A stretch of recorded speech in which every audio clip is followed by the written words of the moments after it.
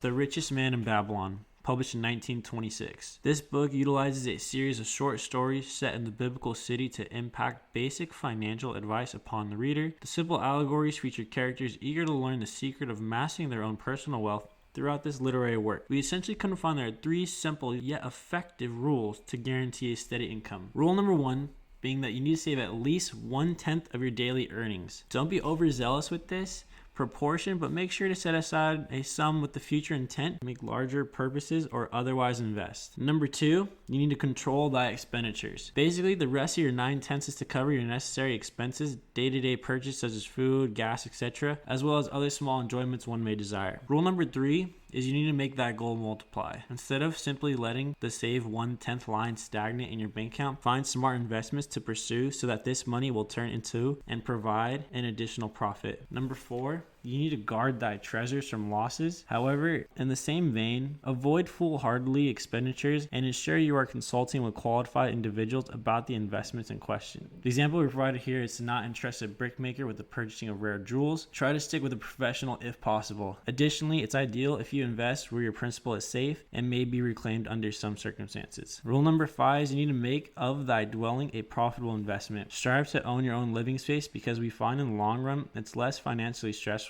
than a perpetuating rent payment. Say, simply put, this initially large purchase of property will almost always end up paying for itself in the long run. Number six, you need to ensure a future income of your saved 1/10 or even what your 1/10 has earned. Set aside an Easter egg for your family or loved ones should anything unfortunate befall on you. Perhaps slightly archaic in delivery, the wisdom of having a financial safety net to fall back upon for any unforeseen reason nonetheless rings true as good advice to today. And lastly, increase thy ability to learn. Foster what you're good at so that these natural talents may grant you an increased sense of self-respect with consequently radiates confidence, a trait greatly attractive to others. This proactiveness and determination is sure to have fortune smile upon you. Thank you for watching. If you liked the video, please like, comment, and subscribe for more future content.